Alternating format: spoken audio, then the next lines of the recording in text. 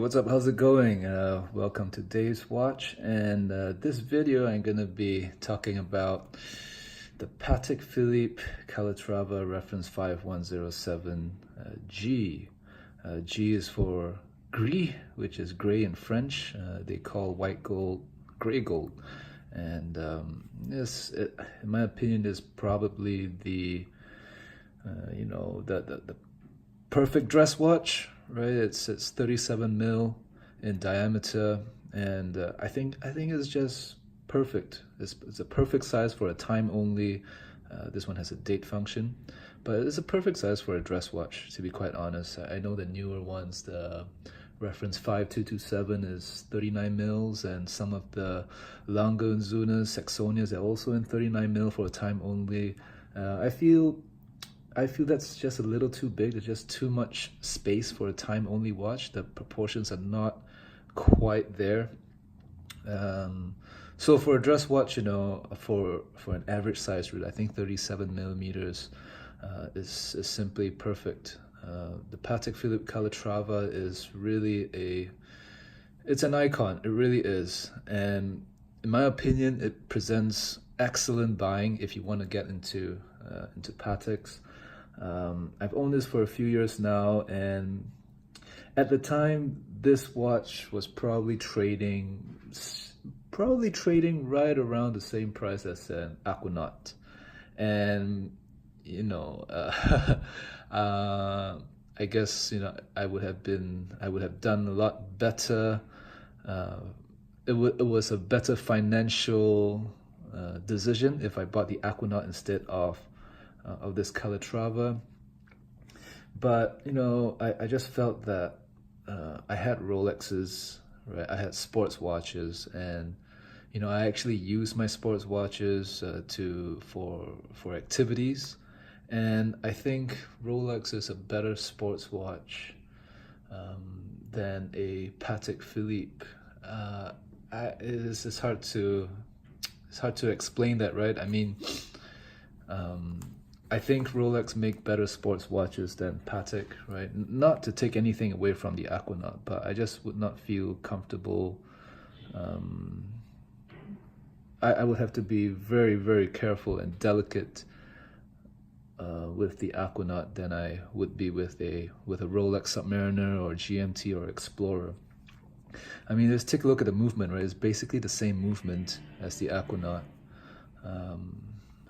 This one's a 315 movement, and it is simply stunning, right? It really is. The craftsmanship, the workmanship, is really a work of art, right? And that's why I did not purchase an Aquanaut, because I just would not feel, I would not feel right putting this movement under such stress, However, with a Rolex movement, I feel that it's appropriate that it can take the beating. Not that this cannot take that kind of activity, but I just felt that for a Patek Philippe, I just want to be a little more gentle with it, right? And therefore, I wanted a dress watch, and that's how I decided on the Calatrava. It really is such an elegant timepiece. White gold, right? You look at these minute markers and hour markers, it's all white gold, and it just looks simply stunning. It really is. And it's a beautiful watch, right? Of course, these have not appreciated as much as the sports Patek Philippe's, but it really is, the cost to make this watch is probably, I would have to say, it's more than the Aquanaut, right? But the Aquanaut is just a lot more popular. People love the sports luxury segment of watch collecting, and dress watches have kind of, I think, taken a back seat, right? And therefore, I feel that these are underappreciated. Right, but it is a beautiful watch, right? Just do a wrist shot.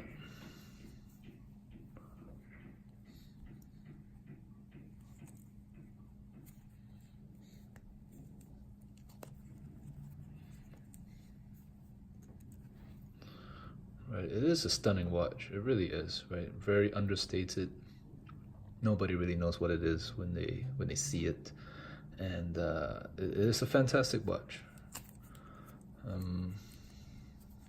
Cons of this watch, well, uh, none really. I guess investment potential is not quite there, right? People don't really seek out dress watches, but if you're in someone, if you are someone who, who spends a lot of time in the office or meetings, you're always in a suit, I think this just looks absolutely stunning. Right, it's a beautiful piece. The 37 millimeter watch is I feel the most proportion, the most balanced and most proportional dress watch that you can get, and definitely highly recommend. It's a great way to get into the brand Patek Philippe. Right, these probably go for about I don't know, 18,000 US dollars. So it's a lot of money. It really is, but it's a Patek Philippe. It's simply stunning. Anyway, hope you enjoyed this short little video. Thanks for watching. Bye.